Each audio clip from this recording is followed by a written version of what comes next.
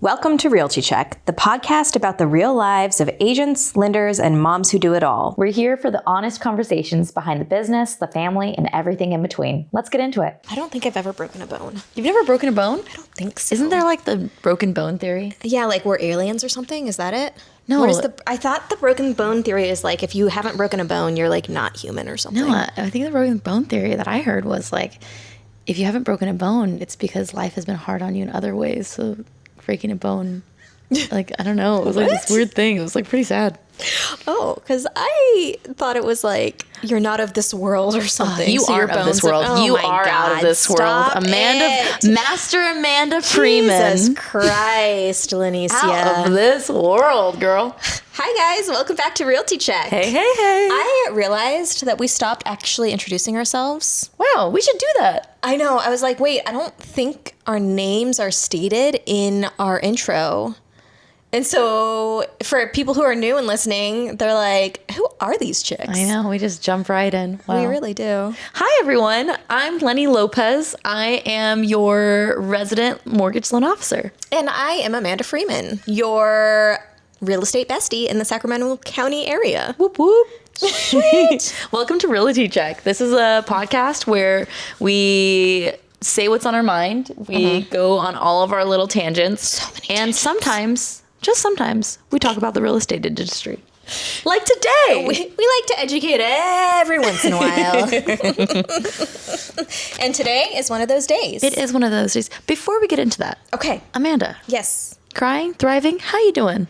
Okay, so summer break is upon us, and our family had, my husband's uncle is a season ticket holder to Giants, the baseball team, and he offered us 4 tickets to a game that he was unable to attend. Yeah. And so this week, my husband took the day off for a Thursday day game. Aww. And we took the kids to their first baseball game. Oh my God, I love this so much. So fun. It was so fun. And it was really funny because once we were told like that we were going to get these tickets and that we were going to go, I said to the kids, I was like, wow, I really thought that like AAA was going to be your first official baseball game, that we were going to go and see the River Cats, and it's a smaller stadium. I was like, your first game is going to be an MLB game, which of course they have no understanding of what that means. No. And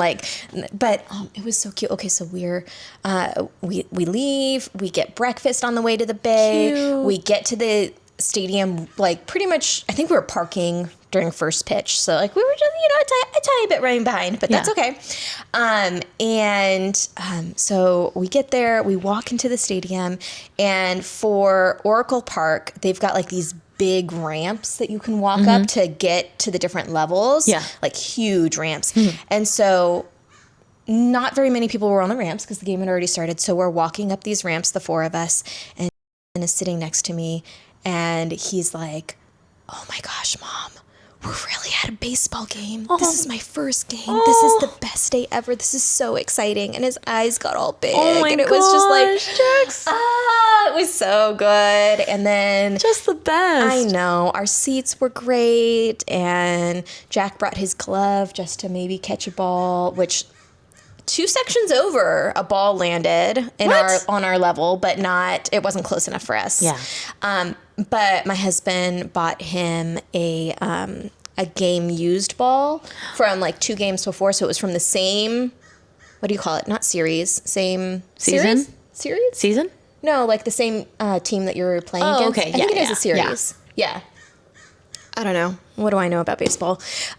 So it was like the same. It was Giants versus A's game, but it was 2 games prior. Aww. So that's really fun, and it was great. It did take 3.5 hours to get home. So it was a full day. Wow. Going to a middle of the day game, and we left our house at 9:30 and got back at like, I don't even know, 7. Wow. Something crazy. Barely in time for bedtime. Yeah, but okay, so one thing I will say, though, is we've started playing this new game as a family. Yeah, your game! And it was really fun to play on the drive. So we're playing the license plate game.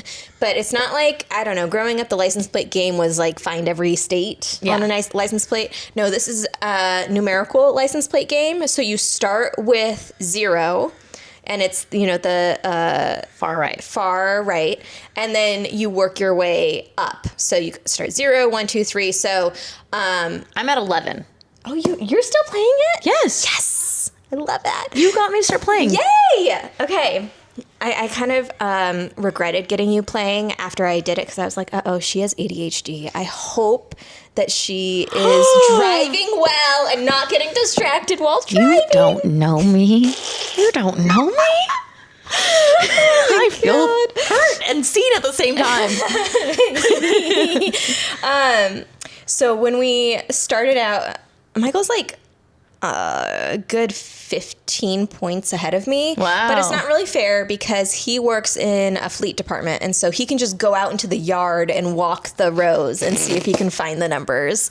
And he's like, yeah, when it's exempt license plates, then, they don't have letters. So I have more opportunities for it to get the right number. Gosh. But so he was about 15 ahead of me. I think now he's about 10 ahead of me. I was stuck on 28 for 5 days. I did not find 28 until, so we live in Sacramento, until we were in the city of San Francisco, like literally 2 blocks away from the park was when I found, after that whole drive of looking. So what do you want now? 28 is a tough one to find. I made it all the way up to, right now I'm at 45. I think I got up to 43 that day. So way to brag. 28 to 43 during that drive, with 28 taking the whole first half. Jiminy Christmas. Okay. I know. Anyway, so that's how I'm doing. I'm great. It's summer. What about you? How are you doing? Crying, thriving? Where are we at? You know what? I'm always crying, but I have kind of a thriving moment. Please tell. All right. So on my Instagram, I got a message, and I really got to fix this feature because in my Instagram for my business, it separates my primary from like requests. And so I saw that there was a request in there, and I don't know why. I just kind of, most of the time those requests are people spam. trying to sell you something. Yeah. Yes. Yeah. And so I didn't open it for like a day. And then finally I was like, it's going to bother me seeing that little mark right there. Yeah. So then I opened it, and it wasn't a spam. It was someone who messaged me, and they said, hey, I met you at an event over a year ago. Okay. I'm looking to buy a house now and wanted to see if we could talk. Okay. I know. And so right before this, actually, we had our first phone appointment, and we got to kind of go over like the nuances of home buying, kind of like the more general, like what to expect, who covers what, and things like that. So I'm always really appreciative of when someone meets me in the wild, in non-business mode at that, and feels comfortable reaching out to me. So it speaks to relationship based business too. Yeah. Like, you found them in real, or you connected with them in real life. They followed up on social media. All of the different modalities all work together to make it happen and get you a client that you're aligned with. Yeah, so that was really cool. So amazing. It really warms my heart because I always wonder, because I'm a little bit of a silly goose. I don't know if you guys can tell from how I act on here. What? A little bit of a silly goose. And so I'm always like, oh man, like people were probably like, this lady's weird. But I'm weird in the best way. Don't get me wrong. In our household, we call that you are a weirdo McTeardo. I'm a weirdo McTeardo. Michael say to my kids, who is the weirdo McTeardo in this house? And then the kids are raising their hand fast as they can. Me, Dad, I'm the weirdo McTeardo. Oh, I love that so much. Oh gosh, we're weird in our house, so. And that's why I'm friends with you. This is why we connect. Exactly really well. why I'm friends with you. Yeah. So, Amanda, what are we talking about today? Oh my gosh. Okay. Educational episode. Whoop, whoop, whoop. We're going to go through the escrow process. So what is escrow? escrow is once you put an offer on a house, that process to get the house in your name. I don't know. I feel like I just butchered how to explain escrow. But like it is the process of all of the paperwork, all of the people working together. Now there's we'll be talking about what an escrow company is. Yeah, two different things. Two different things. But the escrow itself is the process. Yeah. So like keeping track of all the deadlines and all of the things. So we thought we would deep dive because knowledge is power, and it can be a little bit elusive to be like, okay, I don't understand. Like, well, first of all, we hear all the time, like, why do we even need a real estate agent? Yeah. What do they even do? They just write an offer. I found my own house. I don't even know why I need an agent. Yep. So the escrow process is the majority of the reason that you want an agent. Absolutely. So the easy part is finding the house that you want to get. The escrow process would be the complete headache if you did not know what you're doing. So it's the piece that you want a professional on your side. It's Absolutely. Where your agent is making their worth known.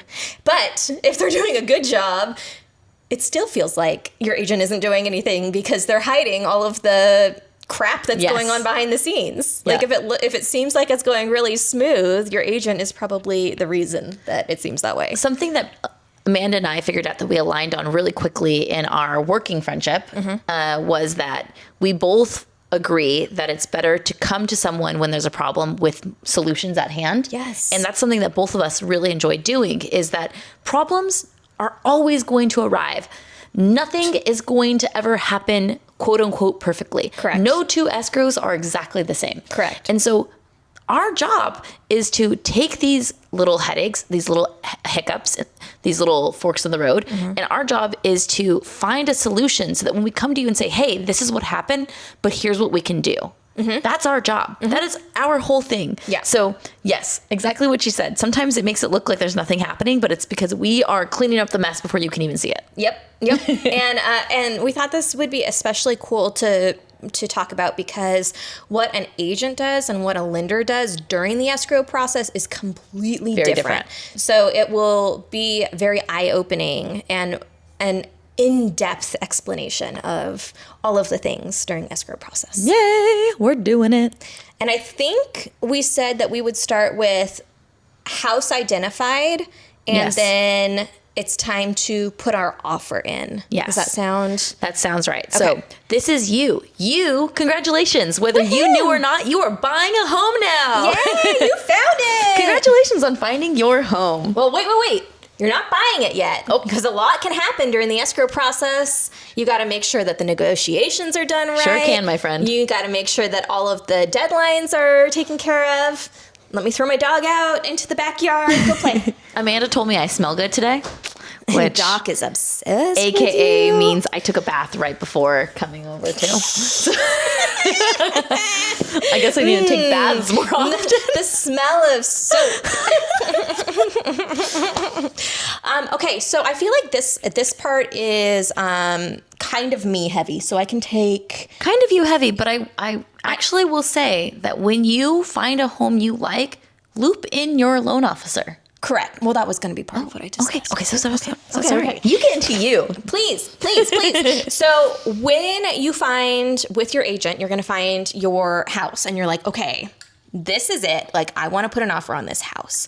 So when it comes time to put an offer on your house, putting your best foot forward, your best offer forward is what your team is there to do, right? Yes, so absolutely. So there's a couple of pieces that are important when you are writing your offer that your agent will walk you through.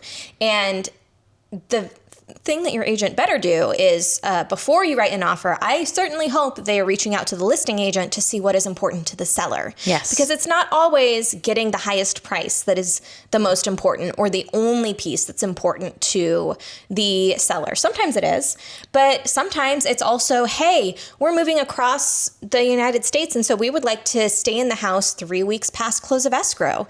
And they want that written into the offer, possibly. The seller does. Or so there are 1, 2, 3, 4, I guess that's the same. I say 3 things that when you're writing an offer that you want to look for. So one is price. Okay. You want your price to be, you want to make sure that you are paying a high enough price that you get the house. Yes. But you are not overbuying for a home. Absolutely.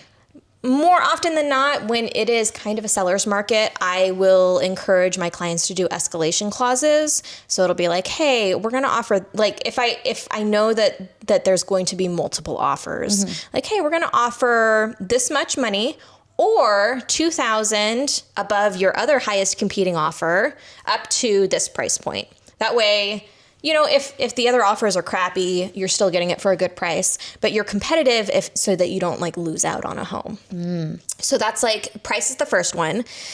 And then the other 2 are where we're pulling in the lender as well. Those are contingencies and who pays for what. Yes. And so after your agent talks to the listing agent, they should also be connecting with your lender and really making sure that everyone is on the same page. I always will reach out to my lending partner, my client's lender, and say like, hey, because number 2 is contingencies.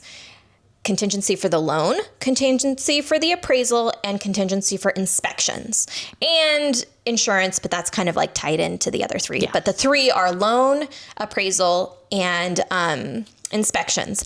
And so to make your offer more or less appealing to the seller, the default is 17 days. You have 17 days to do everything that you need to do to make sure that your loan is going to close or that your appraisal comes back right, or that you've done all the inspections that you want to do and you've reviewed all the reports and you've done all of the research on the home that you want to do. 17 days, that's standard.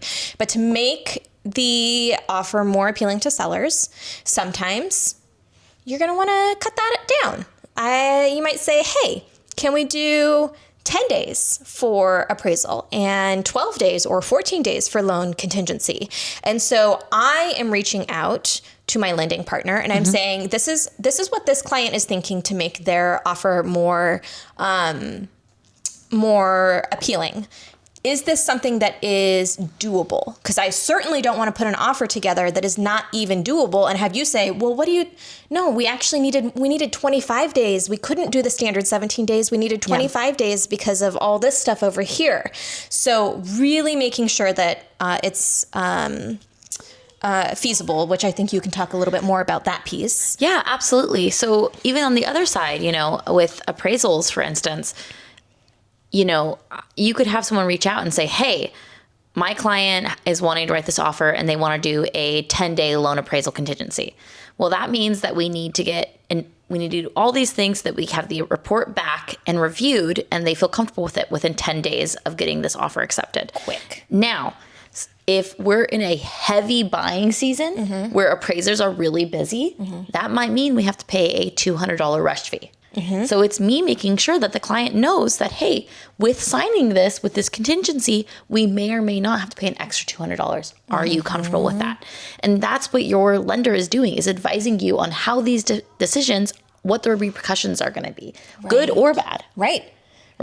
Or even like, hey, this client wants to close in 21 days. Well, is closing 21 days best or is closing in 23 days when it's the first of the month better? Right. Those are the things that your loan officer is going to advise you on. Why would it be better to close on the 1st instead of the, say, 28th? That's a great question. So we are currently at the end of June right now while we're recording this. And so if a client was to be in contract and be closing on their house at the end of this month, usually that means that they would skip their June payment because we're at the end of the month. We would skip the July payment. Okay. the interest for those days are actually included in your loan. And then your first actual mortgage payment wouldn't be until August 1st. Well, that's nice. It's nice. Whereas, let's say your real estate agent and your mortgage loan officer spoke about this and they said, hey, client's going to have to move out of their apartment, and their apartment lease ends on this date. They want more time to clean it up or XYZ. Well, then I might say, hey, I think we should close on July 1st. Okay. Because if we close July 1st, we skipped July's mortgage payment.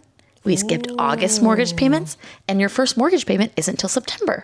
So it's not like date to date specific. It is calendar month to calendar month. It's calendar month to calendar month, but also interest per day also is a factor too, right? Okay. And so when you get a home loan, you think that, oh, I have an interest rate of 5%. Well, that's 5%, and then you pay it monthly, right? Well, the interest isn't calculated monthly. It's calculated daily. And so that's something to consider. So if your client is really, worried about how big their loan amount is, or if they're at the top of their loan amount or things like that, that's also something to consider is the daily interest. Would that be a situation where maybe end of the month, like the 25th or the 28th would be a better, because of the daily interest rate? And again, that's why I feel like whenever you're going to write an offer, you should be tying in your loan officer. Well, this is why it is Dream Team. It is not client against the world. Nope. It's not agent doing all their crap on their own. Not at all. It needs to be a lender and an agent that can work together and educate and guide you in a very succinct fashion. Yeah. Or let's say on the other end, maybe I've discussed this with the real estate agent, but again, it varies from house to house. The client is really interested in having some kind of seller credit cover some fees. Which is the third thing for the negotiations. Who pays for what? Yes. Oh, seller credits. Yeah, seller credits. Yeah. So when you probably can speak on this more, but who pays what? So on top of seller credit, what else can be negotiated? Yeah, so this third piece of negotiations when we're putting our offer together is who pays for what. So often that's escrow fees. That is home insurance fees. That is asking for credits.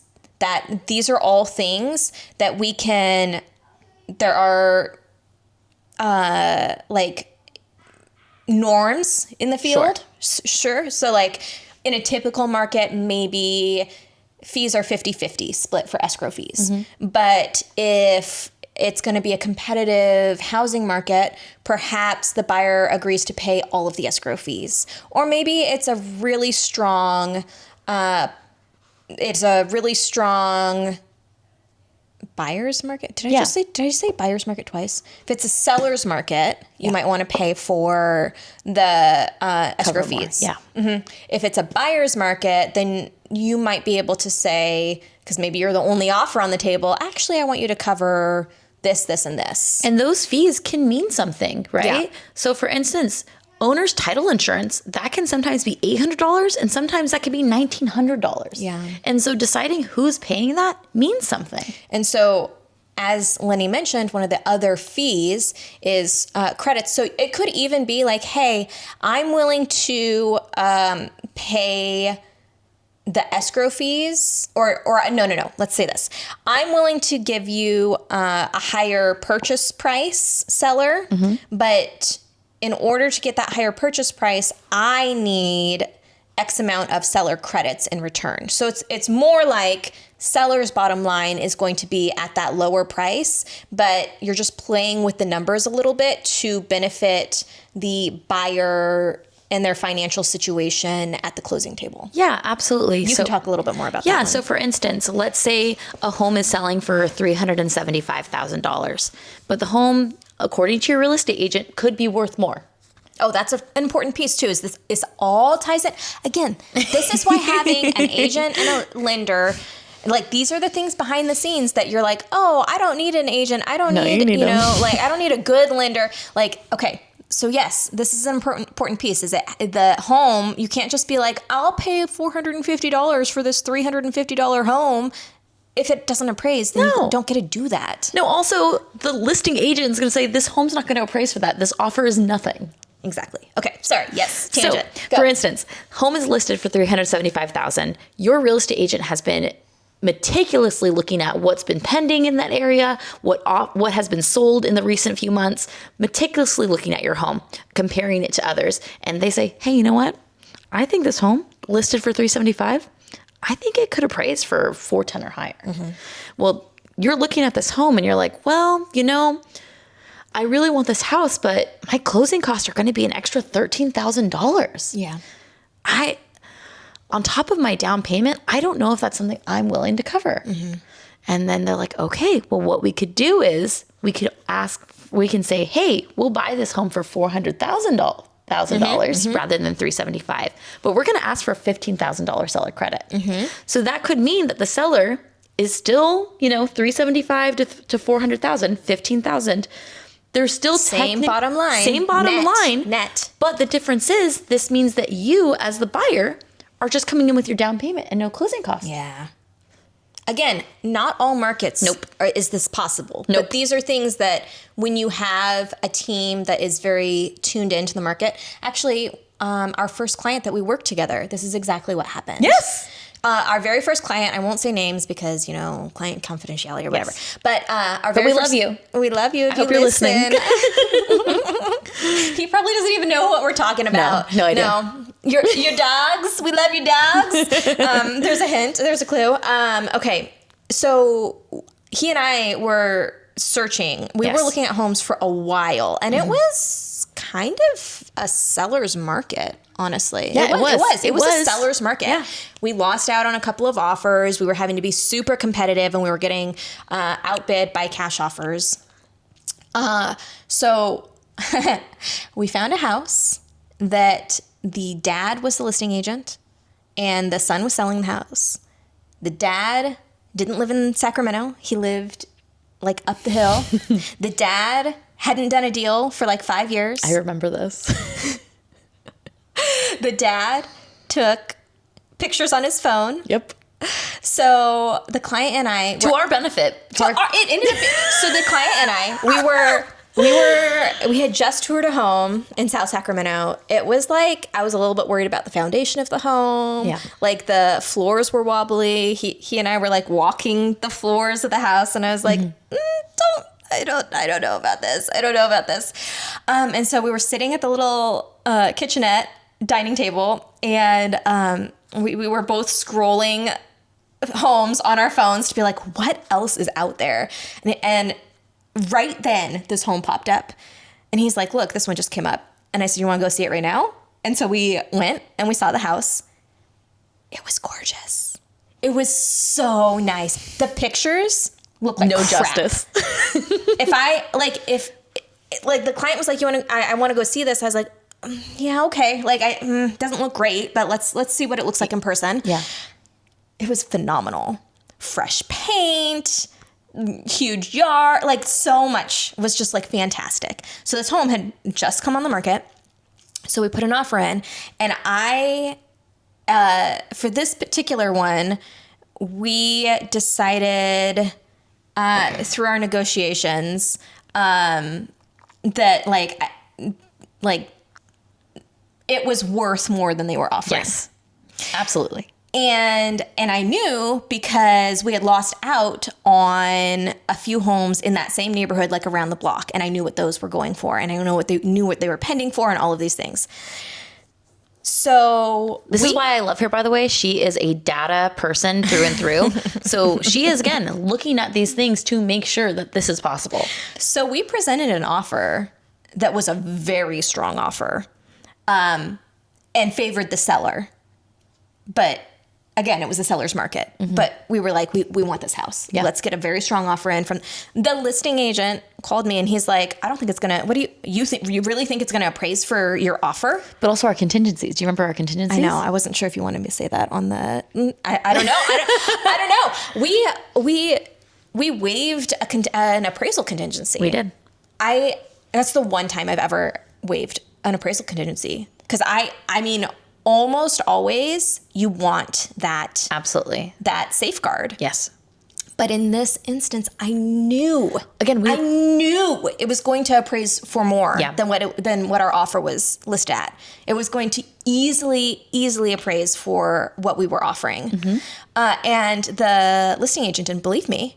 And he's like, I just don't think it's going to appraise for that. And I was like, okay. It's our risk. And he's like, are you prepared if it doesn't? And I said, we certainly are, because it's going to. Yeah. Like, it's not going to be a problem. And what do you know? It appraised. Mm-hmm. He got the house. Yep. We locked in our offer. I'm pretty sure a couple of other people were in the process of writing offers, but ours was accepted before they could get in, because we were that quick, because we were that focused on the details. Yes. And the client got a seller credit. Yes. This is like case in point. Like, this is like the prime example of why all of this is important. Yes, this is all super important. And again, this is Amanda, me, and the client working hand in hand this entire time. The whole time. And we are going over what are the ramifications of each change to this offer with this client. This was our first deal together. This was when I was like, oh, this girl good. Oh, I want this girl. I want this girl to be my partner. You're so sweet. Partner in crime. It was amazing. It was so good. Gosh, we're like 10 minutes into the episode and we haven't even entered escrow yet. I know. Sorry, everyone. Part of our, but this is an important piece of the whole process and understanding. So that's, we do all of this stuff again to the client. Hopefully you are either feeling very educated through the process, or you're feeling very confident with your team and their recommendations. And, and so you submit this offer, and then offer accepted. Yay! Yes. Now we're officially... Now, does an offer always get accepted right away? No. Sometimes there's some negotiating back and forth. Yeah. Sometimes there's some counter offers. Sometimes there's a call out saying, hey, we got multiple offers, do your highest and best. And so we might tweak some of those. Again, price, contingencies, and who pays for what. Those are the three things that we are playing with for offers, counter offers, negotiations, all of that. Absolutely. And sometimes there's those little tiny nuances like, hey, the seller really loves their fridge and they want to take their fridge, so they might put that in the 100%. So usually it's a chandelier, but yes, fridge could also be. Yes. It could be a fridge, it could be washer dryers, it could be a chandelier, it could be something like that maybe listing that they want to keep their security cameras, different things that sometimes get listed. I've seen on an offer that the client wanted to buy the chickens. Okay, so anything is up for grabs. So congratulations. Through all of that, your offer is now accepted. You are in contract to buy a home. And this is when the escrow process officially starts. This is when all the shot clocks start. Yes.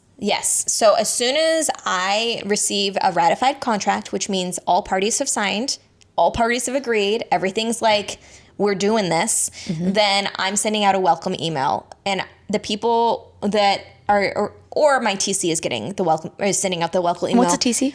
It is transaction coordinator. So they are helping me with all the paperwork stuff, back end paperwork stuff. So they have the checklists, my checklist, and the brokerage checklist, and they're making sure that all of the documents that are needed to purchase this home are getting filled out correctly, getting filled out on time, and keeping everyone on track with deadlines. So this isn't someone that the buyer's talking to. This is like a little fairy on the back end. And they're not paying, like I pay. This is a benefit to me as the agent. So I am paying for a transaction coordinator to make my life easier.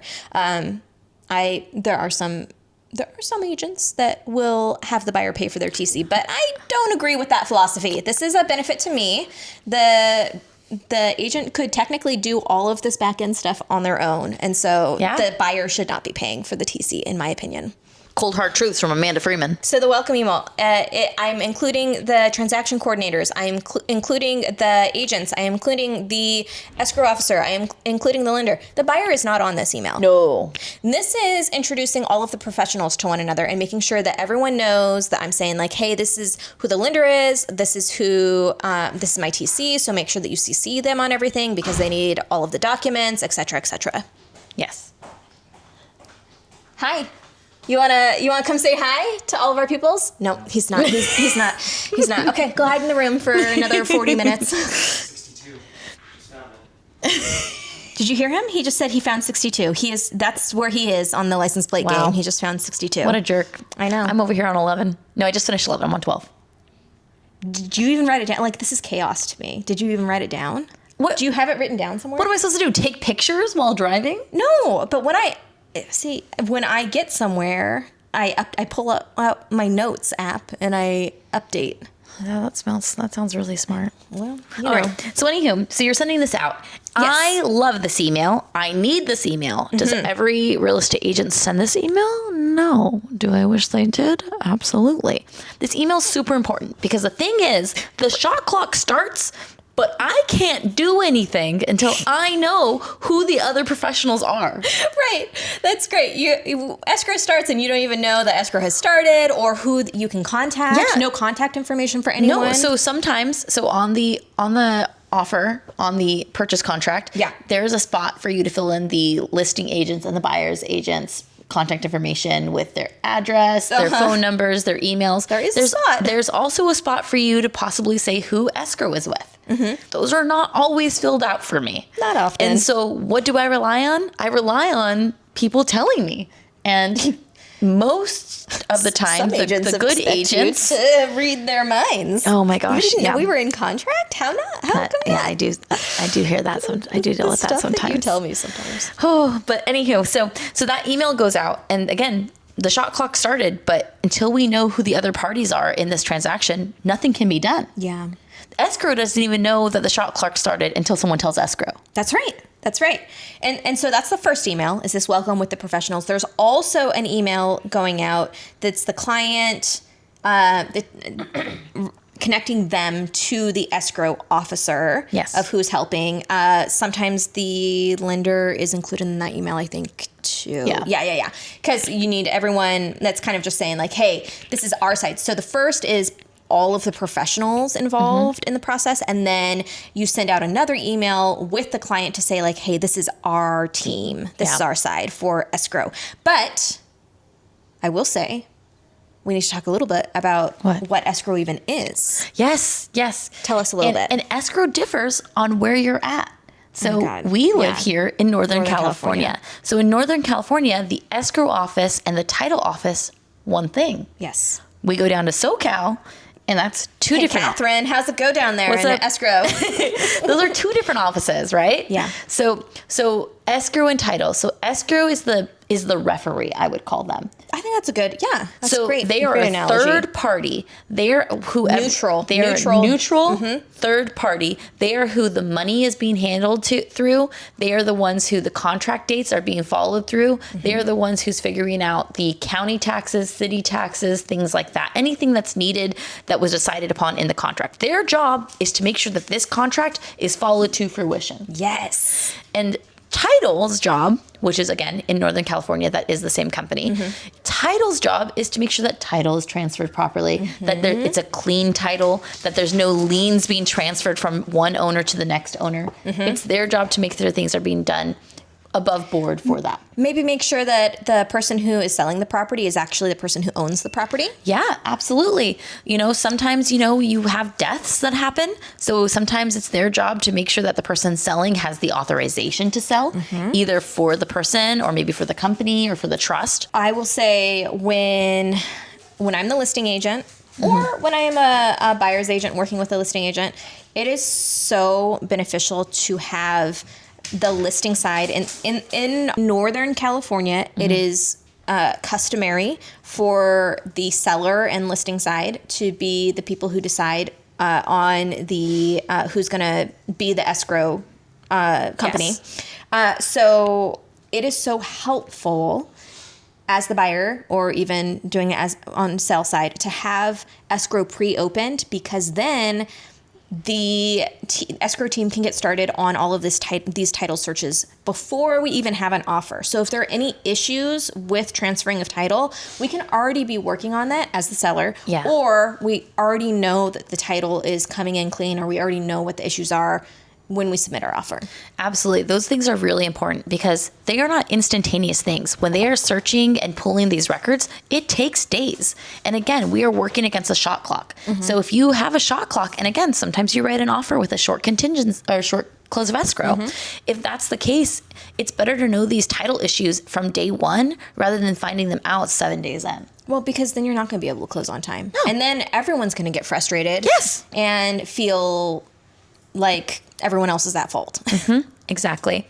Another thing that happens during this time after you connect is earnest money deposit. Yes. Big one. Big one. It's like I think both of us are probably chatting to the client about it like immediately of, hey, next on deck is earnest money deposit. So this is your initial little money that gets deposited into escrow to say like, hey, we want this house. Hey, look, we have money. Hey, we actually mean it. Like, we want to follow through with this contract. And so that typically needs to be submitted within 3 days. Again, part of the contract that has been written and agreed to will say how long you have, but typical is 3 days. And again, this money doesn't go to the seller. It's not being held in the seller's pocket. It's being held by that referee, that third party, that escrow company. Yep. And another thing to know is you want to talk to your lender about where this money is coming from. So your earnest money deposit, it should be by funds that have been checked and seasoned by your lender. The reason why is those funds are going to be used at closing. This money doesn't just disappear. It's being held there so that if something happens, if your contingencies aren't being met to either side, you guys can back out, you get your money back. But if that money isn't properly vetted by your lender, that money could potentially not be used at closing. So say my parents want to help out with earnest money deposit. That's amazing. Can I just have them transfer the money into my bank account? Please don't do that. Please don't do that. That is another thing that really matters. Again, this is why talking to your lender is super important. Think of us as like your priest and you're going to do your confessional. I want you to tell me everything, okay? No part of what you're doing financially right now needs to be hidden from me, okay? I'm going to help you figure out how to make it kosher. So the thing is, when you're getting a gift from a family member, if it's sent into your account, I still need to see 2 months of seasoning from both accounts. So that means that it's coming into your account right now. Your parents just sent you money that you're now going to send out for your house. I'm going to need to see it in your account. Okay. And I'm going to need to see it in your parents' account for 2 months. Why? Why? Because the government wants to know where this money came from. Oh. Yeah. They got to make sure this isn't mattress money. They got to make sure that this isn't money that was gotten through nefarious actions and things like that. Okay, so if that's not what I should do, then how should I handle it if my parent, because like that happens, right? Parents want to help with down payments and happens stuff? all the time. And I will tell you, it's happening more and more often right now. I think because we're having that giant transfer of generational wealth currently happening. Yep. And so right now... What's the right way to do it? Please tell us. The right way to do it is I'm going to have a gift letter written up. It's a gift letter saying that this is not a loan. No one is loaning you this money. You are not paying it back. They are gifting this money to you to purchase this home. Okay. And then after getting this gift letter and now having escrow opened and having the escrow company established, I will have that money transferred directly to escrow. So then you don't need to see my parents' bank statements? No, because it's a gift. Huh. So it could be done nefariously, but it just has to be done nefariously behind the scenes. I hope not. Don't tell me that. Okay, that's what I don't want to know. Okay. Okay. Got it. Okay. Mob money needs to be hidden is what I'm hearing over here. If your mom is a mobster, Okay, please don't tell me that. I hope your mom isn't a momster, and I hope she's gifting you money. She's gifting you money. Okay. Okay, great. No, these are all what if situations. None of this has happened. Okay. No, of course not. Okay, so your earnest money deposit goes in. Again, this money deposit isn't money lost. This is money going towards your home purchase. It'll probably be subtracted from your down payment. Yeah, net, or like you get a minus it from your final amount owed. Yeah, right. Or if you're using Cal HFA or a down payment assistance program that's going to cover all your down payment and closing cost, you can get that earnest money deposit returned back to you at the end of closing. Okay. Yeah. Curious question. What's up? Can you use that money? So like in that scenario where it could be returned back to you, can you just put that down towards your loan, or would you need to get it back first and then put it down like towards principal or something? That's a great question. I'm just curious. I hope you tell me that beforehand. Okay. And the reason why is if we're going to do that, then I'm going to edit what your loan amount is. Okay. While we're in escrow. Okay. But if you're deciding at the very last minute at signing, probably not going to happen. And I'm just going to tell you to remove it from your loan amount, like by paying more towards the balance later on. Okay. Yeah. So it's possible, but we need to have a game plan ahead of time. Always got to have a game plan. Yeah. Imagine that. Cool. So then the other shot clocks that have started are all these contingencies. Yeah. So loan, appraisal, and inspections. You and I both have contingency shot clocks. So what are contingencies that could possibly? So as soon as we are under contract, everything's signed, as the buyer, if you have inspectors that you really love and that you want to use or that you've heard great things about, then we can use inspectors. But absolutely. Because I'm a professional in the field, I have access to professionals that I have good and bad experiences with. And so I can recommend that we use specific inspectors that I trust to do a really solid job on looking over the home for you. And so most often my clients will ask to go with my recommendation. And so these are all things that I will, whether it's your guy or my guy or some other guy, I will schedule all of these for us. And so home, pest, roof, these all need to be scheduled. These are like non-negotiables for me. Home inspection, unless you're buying a new build, all homes are going to have something wrong with them. The home inspector... Even new builds. Well, even new builds, yes. But the home inspector is there to show you the ugly. To like, let's see this house in all of its ugly form. Let's see worst case scenario. Let's make this house look super undesirable. Yes. As undesirable as we possibly can. Fine-tooth comb, big magnifying glass. They want to show you every single impurity. Because... not that you're going to ask for everything to be fixed because you're buying a home that's not new, so that's not realistic, but you just want to have an idea of the quality of the home that you are getting and what might be coming up short-term, long-term as issues. Like, is the water heater have another 15 years to it, or can I expect that to bust in the next 2 years? Roof, is the roof going to be insurable? What does the roof look like? Yeah. All of these things. So home, pest, roof, these are like... Oh, and pest is, it's not pest like we're looking for rat droppings. Pest is wood-destroying organisms, WDO, wood-destroying organisms. So that is like dry rot and termites. Those are the things that they're looking for. And there are different categories for pest inspections. You have Section 1, which means this is a current issue. It's typically... depending on the market, again, everything you have to caveat of depending on the market, but typically sellers will be willing to take care of Section 1 issues because those are like now issues. Things that are currently... There are also issues that could hold up your loan. So whether it's you purchasing or someone else. Yeah. So like an FHA loan, those things... Or VA. So Section 1 things often need to be taken care of, or the seller is willing to take care of them. Section 2 means like, hey, this is preventative. This is like, hey, the bathtub is leaking a little bit. Probably want to get a new gasket there and get it fixed, but it's not like it's oh my God, the whole house is about to flood because of this tiny little leak in the bathtub. Yeah. So that's Section 2 for your pest inspection. So home, pest, roof.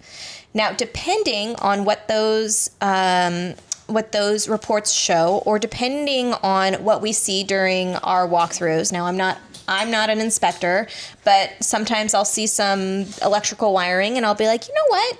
Let's get an electrician out there before the home inspector even says, like, hey, this panel is really not a great one. Like, you should get a electrician out here. There's also some electrical panels that aren't insurable. Yes. By home insurance companies. Yes. So these are like, it all plays in. But so some secondary inspectors that we may or may not use or get checked, HVAC, and these secondary people is more of, so your home inspection. Your home inspector is not going to give you cost. Yes, thank you. Cost for fixing different things. Pest inspector will for their stuff, or they'll say can to send it to someone. But for the section 1 and 2 stuff, they'll give you cost for that. Roof inspector will give you cost to replace.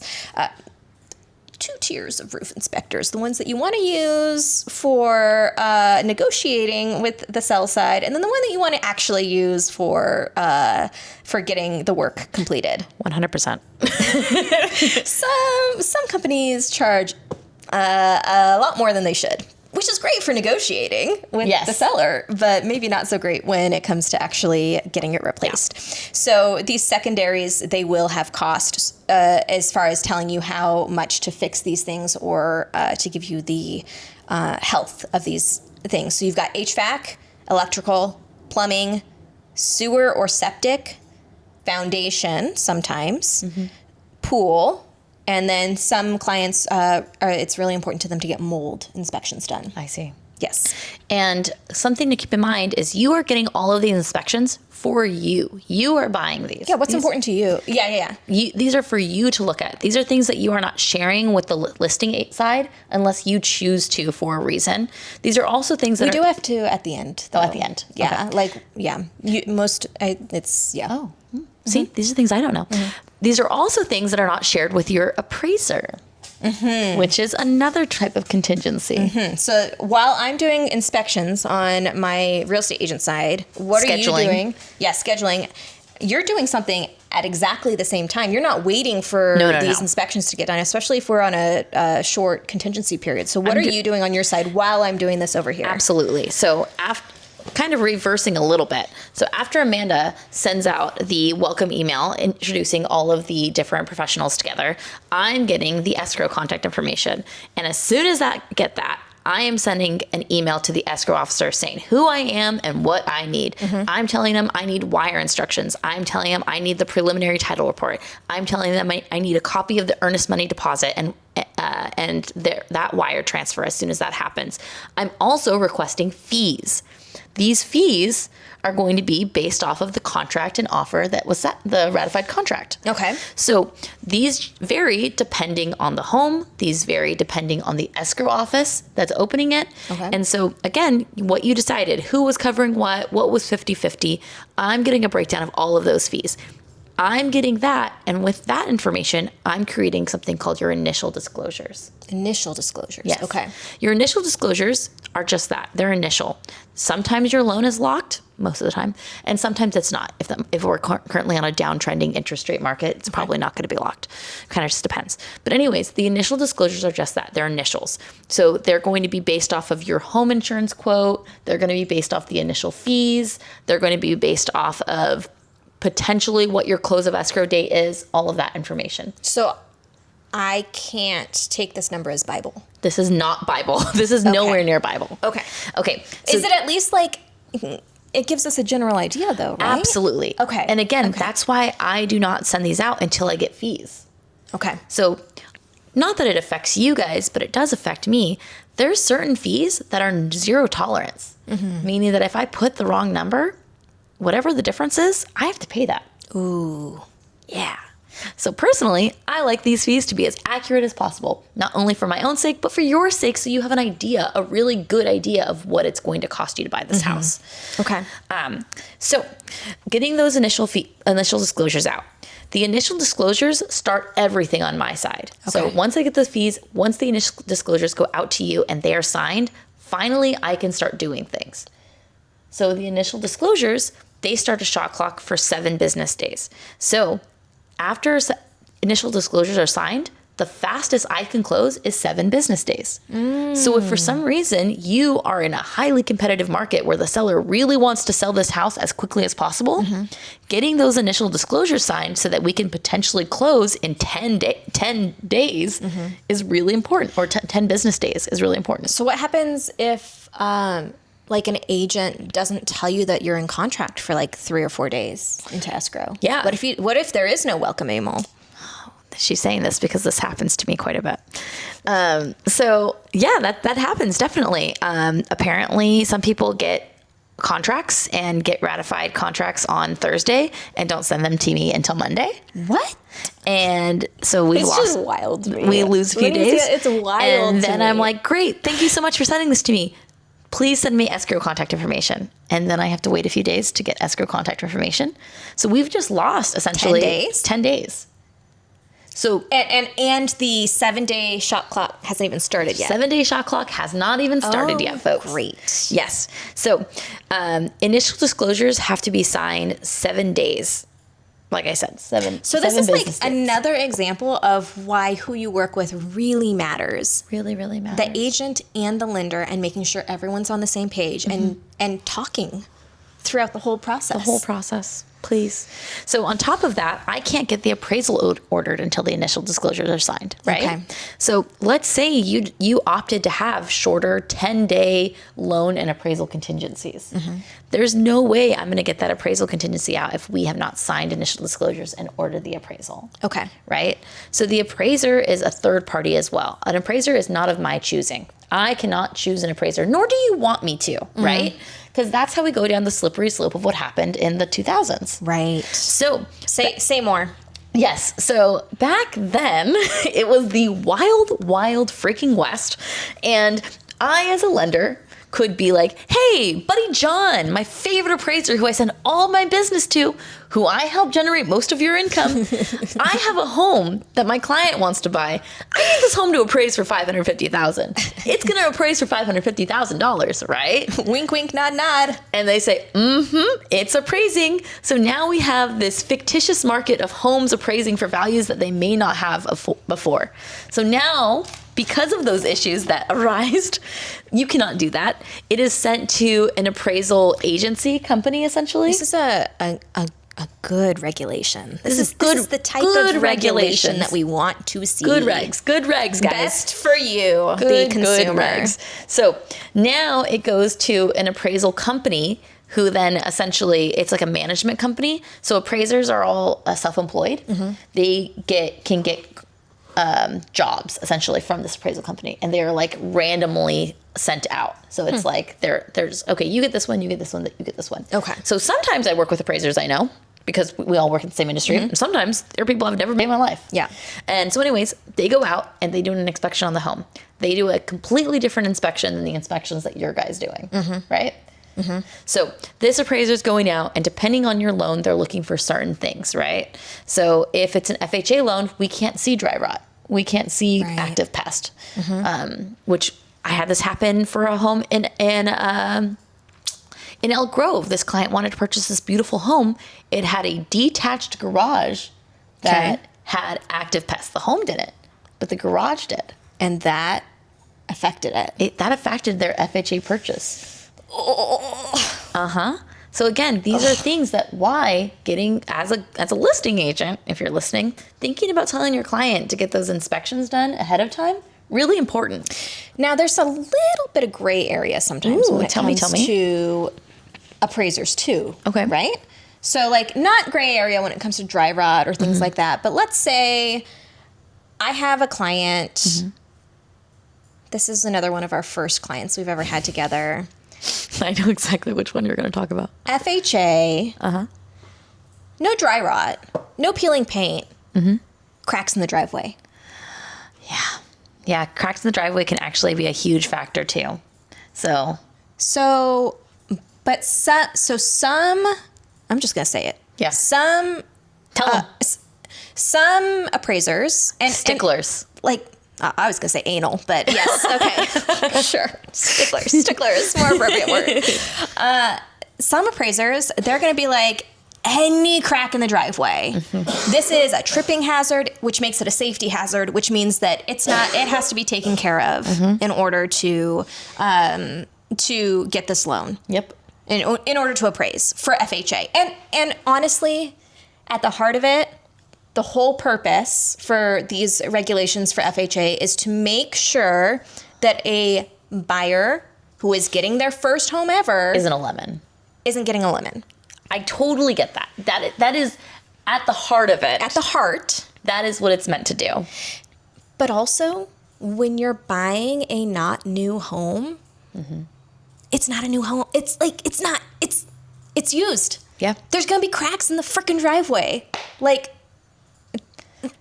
absolutely. Or I had a client buy in Oakdale, and shout out one of my hometowns, buy in Oakdale, and they wanted to use an FHA, and there were a set of stairs that had no rails going outside. Okay. It was like a door. Okay. And most stairs need handrails. yeah. How many steps was it down? I don't remember. Okay. But I knew that I was like, oh, I think this is going to be an issue. Okay. But I was like, hey, we can try our best to go FHA. This is especially important for clients who could do either. That's exactly it. Oh, sorry. No, you're good. Did I steal your... You're good. thunder? You're good. Okay. So sometimes I'll talk to clients and be like, hey, you want to buy this house. You want to do FHA because FHA is offering you a lower interest rate and your monthly payment is lower. But you love this house. So if this home can't appraise for FHA, we can move to conventional and this is what your monthly payment is going to be. Are you cool with that? If so, let's still move forward. And as the agent, with your permission, I can talk to the listing agent about this as well and Yes. say like, hey, we're going to move, our offer is FHA, but we are prepared to switch it to conventional if something happens during the appraisal period. Makes you look stronger. Yes. And so that's exactly what happened. We went to the real estate agent went and said, hey, we know that this might be an issue. We're going to try. Okay. And so we tried, and happened to be that appraiser did not call that out.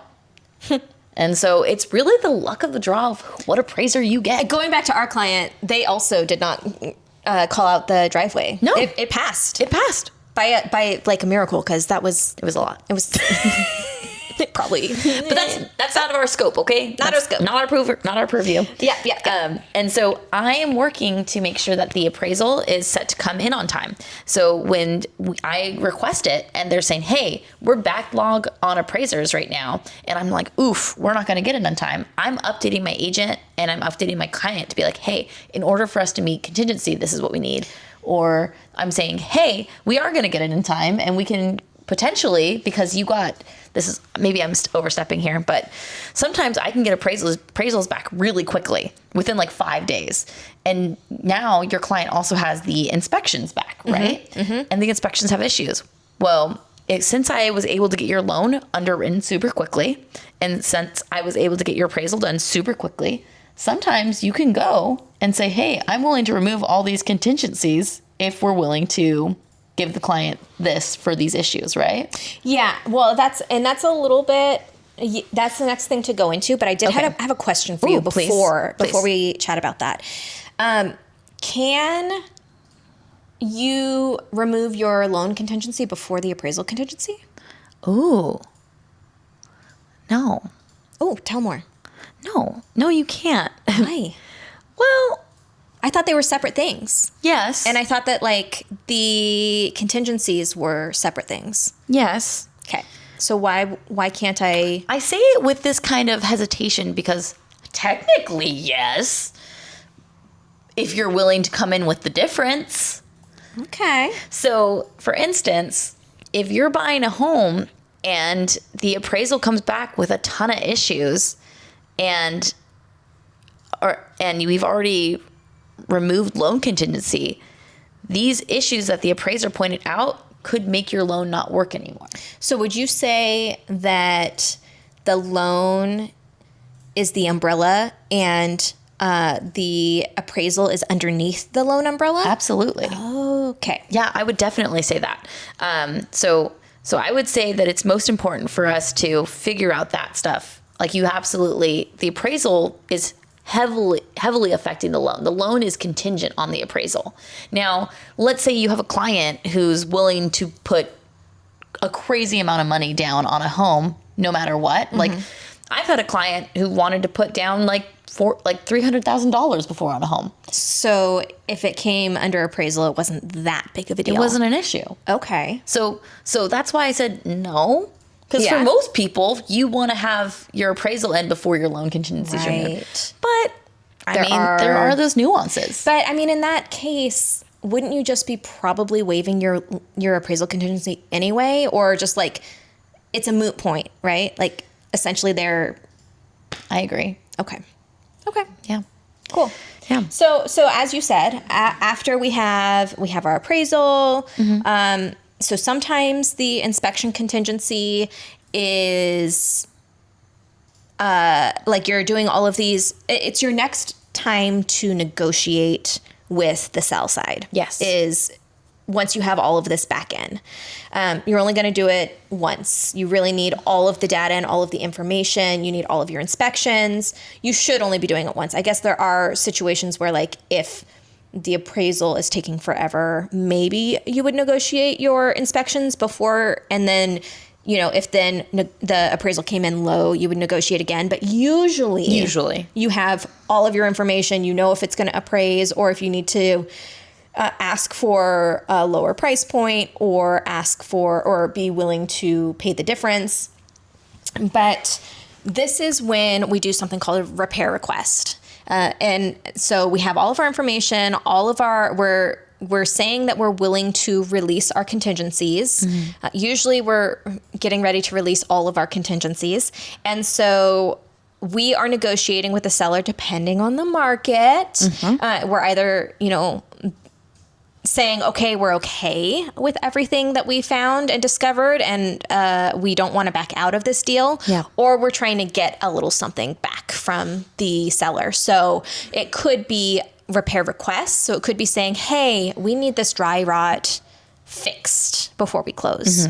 Or we could do something called, we could do credits, which is, I'll just say from the agent side, I prefer credits when possible over having repairs done, because the seller typically gets to decide who does the repairs and what quality. And like, as the buyer, I feel like you're giving, there's a lot that can be not up to your par.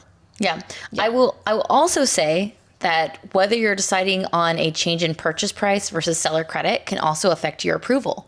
So on my end, we use something called AUS. It's an automated underwriting system. So on top of having your real person, there's an automated underwriting system that's working as well. Oh, we've had a deal that dealt with this as well. Yeah. So sometimes if you change the purchase price, whether it be higher or lower, that can affect your approval. It can change whether you need an appraisal or not. Appraisals are not always needed on my end. And so sometimes it's better to choose the seller credit route rather than the purchase price changing. I learned that the hard way. Sorry, Leni. It's okay. I learned it the hard way, but I sure as heck didn't forget it. Hey, you know what? We moved through. We did. We didn't get sued. Oh, God. But yeah, so along with going back to the contingencies, along with the loan and the appraisal contingency, another big contingency is insurance. So here in the Sacramento Valley, you know, we deal with usually some flood when you look at like Natomas and other things, but we're not really dealing with fire and things like that. That would be more once you hit El Dorado Hills. Yep, which I deal with. So I've had clients who get pre-approved for homes and we are in contract, and I always, as soon as we get in contract, when I request fees, I request a home insurance quote on your behalf. Which not all, I have learned, unfortunately, that not all lenders do that. Not all lenders help clients with the home insurance piece. And I'll be here and I'll be like, okay, great, client. Okay, so we have home insurance figured out. You figured that out with the lender, right? And then they'll be like, what? No, the lender never said anything about home insurance. I don't get that. And then I'm panicked because I don't know, I have stopped, unless it's with Leni, I have stopped assuming that a lender is talking to their clients about home insurance. But as a lender, I don't get that. Sorry, I'm going to get really angry here. Please do. Because give us how your do you feisty. know what the monthly payment is if you don't know what the home insurance quote is? How? I would like you to tell me, because it can vary. I have a client in the foothills and they are in contract for a home. It's $350,000. Not that expensive of a home, quote unquote. for the area. Yeah. Yeah. But then we have the home insurance, and that quote came at $5,000 for the premium. Jesus. And do you know what the California Fair Plan came back? What? Over 10 grand. I was going to say, holy cow. Over 10 grand. So as the loan officer, when I send you out your initial disclosures, I have that quote in so that you can see what those potential numbers are. If not, I'm shell shocking you and telling you that your payment is $1,000 more a month. Yeah. That's huge. Also, now you might not qualify for the home. So now it affects your loan contingency. Right. So in California, for the purchase, I'm just going to jump in for just a second here. For California, the California residential purchase agreement, you have these these contingencies, right? You have the home, the loan, the inspection. In California, they have made a separate line item for home insurance that you can cancel the contract based solely on you getting your quotes for home insurance and being like, I don't like these quotes. So it can be separate. It used to be included in the inspection contingency. Like you would it'd be one of those things. Or maybe you could probably even kind of do it in the loan contingency. But now it is its own line item where you can, if you need to, have longer to check home insurance and be able to back out of the contract just based on if you can get it and the quotes that you're getting. Yeah, absolutely. And this is also why at the very beginning of the process, when I'm sending out emails when Amanda's sending out emails. She's sending out that welcome email. And as soon as she sends that welcome email, you are getting bombarded with I'm sending an email to Escrow asking them for fees. I'm sending an email to my insurance guy so that he can get me a quote. And I'm also sending an email to the buyer's agent and the listing agent and Escrow saying, hey, this is what I read as the contract. Also, I need you to tell me a little bit of information. Is the home being held in a trust? Is the home, does the current home have flood or fire insurance? I'm asking all of these questions. I'm asking if the home has septic. I'm asking these questions not because I'm nosy, but because that's going to affect what I do further. Yeah. Right? Because I haven't had this home underwritten by an underwriter yet. The underwriter hasn't told me it needs fire insurance. The underwriter hasn't told me it needs flood insurance. But if I know that the current seller needed flood insurance, that lets me know this home probably is going to need flood insurance. Yeah, and it's helpful to know who they have flood insurance through. Yep. Especially if they made a claim. Yep. Because that particular insurance company is going to be higher for the buyer because the claims stay with the house, not the person. Absolutely. So if only one company is willing to insure a particular house and a claim has been made on that house, it can really make insurance astronomical. Absolutely. So again, there's just so many pieces to this moving. And as she mentioned, the loan contingency is almost like the umbrella of all these other contingencies within my side. So, just touching back on the repair request versus credits, we get that all squared away. And then on my side, so everyone's agreed. We've gone through second round of negotiations. We've made any changes to who's paying for what or whatever the terms are. On my side, it's time for me to step back and relax. Yeah. To me, it's smooth sailing until it's the closing table and I get to help my client sign and give them the keys. Absolutely. Not for you, though. Not for me. Not for me. I'm still working on if the home has solar. I'm trying to get solar figured out and transferred over with Escrow. If there's HOA, I'm trying to get everything cleared with the HOA. Oh, let me just backpedal real quick. Oh, yeah. So with the inspections and negotiations, that is also the time where we are removing contingencies. Yes. So this is why I'm saying that on my side, it's green light, because we have told the sell side we will make it to the closing table.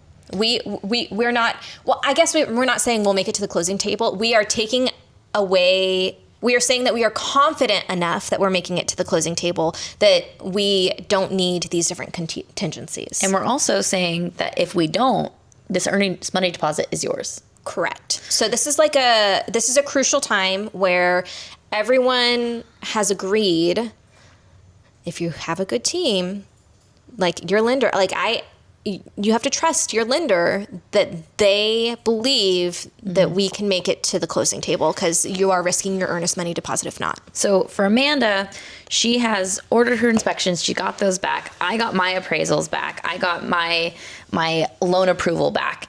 And what I do with the loan approval is I look at it. And there's different types of conditions that happen on loan approvals. There's senior underwriting, there's regular underwriting, things like that. I'm looking at that and seeing, okay, these are major issues, so I need to get these cleared and figured out before I can tell you it's okay to remove loan contingency. Or I'm saying, okay, I just need to get the client to do this very stupid little thing. Or I'm saying, hey, underwriter, actually, you don't need this document because that circumvents this, or you don't need this because of this. I'm your bodyguard. My job is to make sure that you're only sending over what's needed. My job is also to make sure that this is a go-ahead. So we get your initial disclosure signed. We get all this ran. I get this thing called your closing disclosure out. Your closing disclosure is just like your initial disclosure, but a little more accurate. Your loan is locked. You have things more tied up. We've figured out who your home insurance for sure is. We've gotten that all buttoned, squared away. The closing disclosure, there's a 3 business day rule. So if your closing disclosure is signed on a Tuesday. And this is like when you are signing, these are the things that you're signing. It's part of your packet that you're signing. Absolutely. So like when you're like, and the other thing I will say is what's common in our region is mobile notaries. Yes. So I actually don't typically attend client signings because they will meet you in their home. Oh, that's final documents. We're on closing disclosures right now. Oh, okay. Yeah. No. Okay, so this is different. Okay, tell me more. Different. Yeah. Okay, So closing disclosures. So this can still be done via DocuSign? This is still done via DocuSign. Okay. So closing disclosures go out. They're more accurate. Again, these are not your final because, again, escrow, I love you guys. Sometimes you guys change things for me on the last minute. But closing disclosures are more accurate. Again, we have your insurance figured out. We have a lot of things figured out. We have your loan locked. Closing disclosures have 3 business days. After your initial closing disclosures are signed, your closing disclosures are signed, we have to wait 3 business days before you can sign your final documents. Okay. So if you sign your closing disclosures on a Tuesday, that's Tuesday, Wednesday, Thursday. Wait, you guys don't do day 0? Well, kind of, I guess it is, because it's Tuesday, Wednesday, Thursday, and you can sign your actual documents on Friday. Okay. So I know it's in the world of real estate, the day 0 is always like, because like when you sign your purchase agreement, day 1 is the next day. Day 1 is the next day, so it's usually like 1 extra day than if you're counting. We could count it that way too. So if Tuesday's day 0, then Wednesday, Thursday, and then Friday. Friday is day 3, and you can sign. Okay. Yeah. So same. Okay. So same. Just making sure. Same. So if you're wanting to close by a certain date, knowing that your closing disclosures are signed.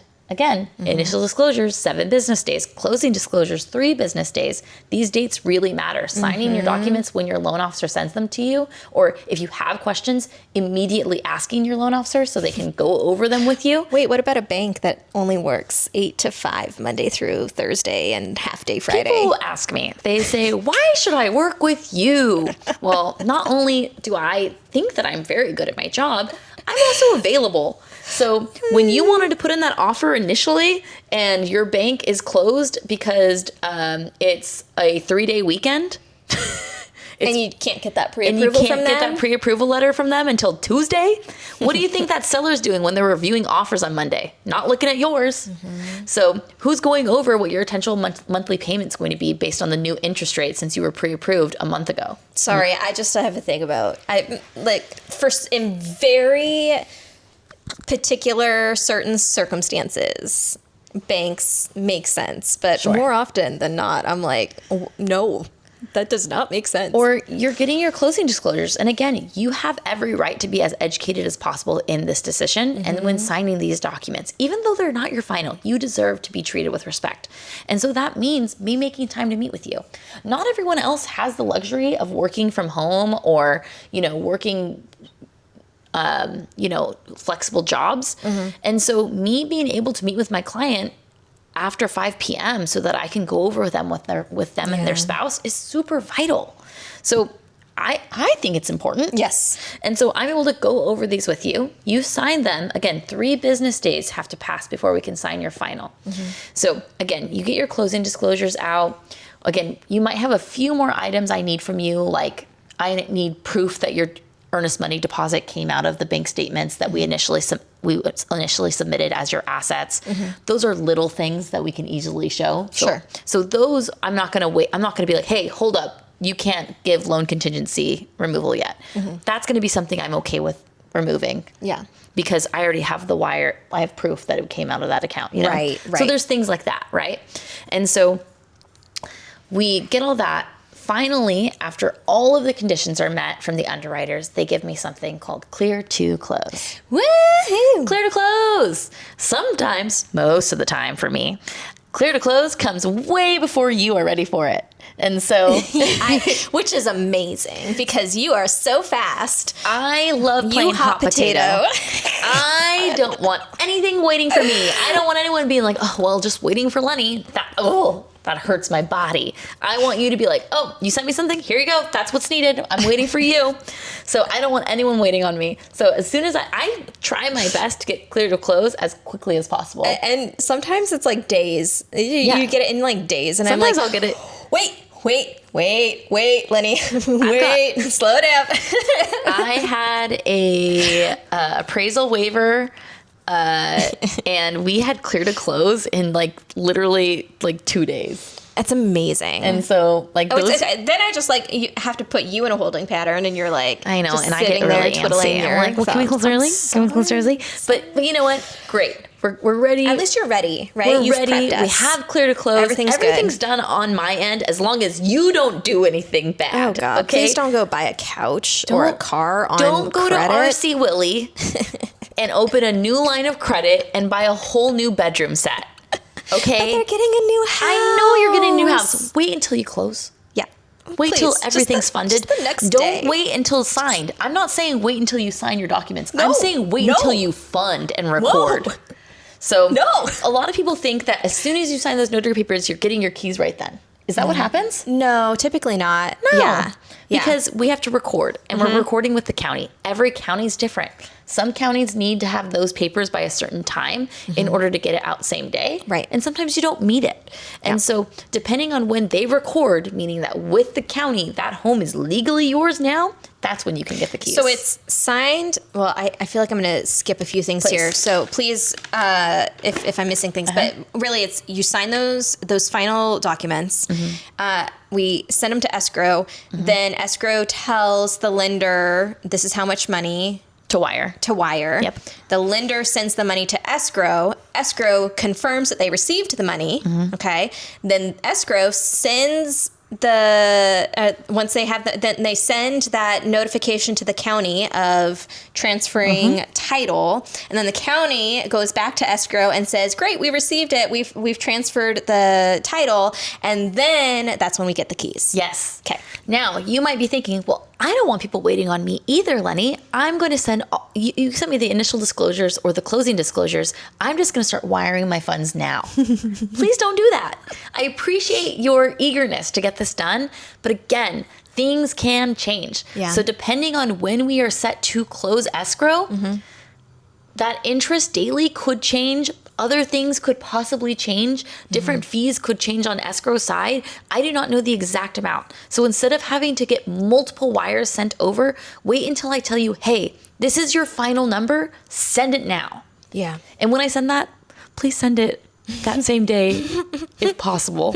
Really, really important, again, because if we have clear to close, you've signed with the notary, and you wait 2 more days to send over your funds for escrow, that could change numbers again, because we're waiting to record until we have those funds. Right. So listening to us every step of the way. This also goes back to the very, very first where we're writing the offer. Yeah. Is where we need to be looking at the calendar of when are we going to be closing? Yes. Is it going to be a 3-day weekend, over a 3-day weekend? Yeah. Is it, so like, yeah, we said that we could close in 14 days or 21 days, but that ends up being on a Saturday. So the next business day isn't until Tuesday. So now you know, again, it's not 21 days, it's 24 days. Absolutely. Or on the other hand, let's say you really want to take that 3-day weekend to move into your new house. Yeah. Having your lender be prepared and ready prior so that you can get docs potentially signed and recorded before that weekend, crucial. Yep.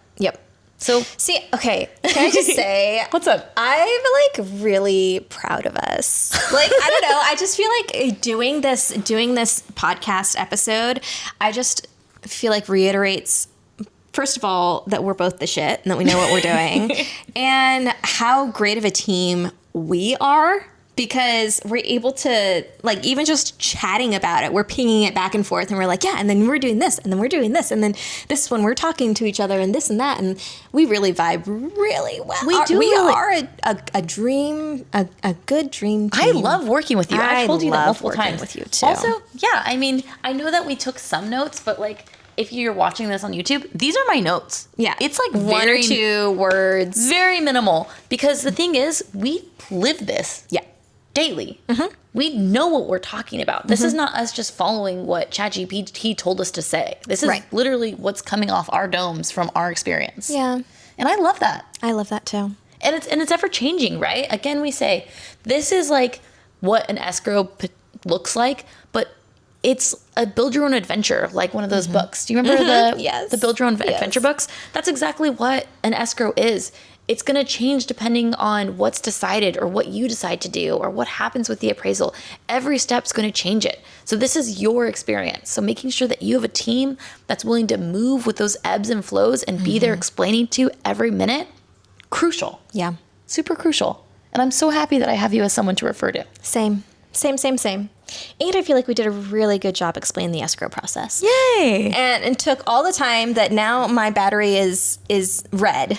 And so I'm going to start freaking out here, even though it probably has a good amount of time before we lose video feed. But we do not want to lose this episode. No. Thank you guys all so much for coming. And listen to our next episode. I think it's going to be a funny one. I'm pretty sure. I love my kiki sessions with you.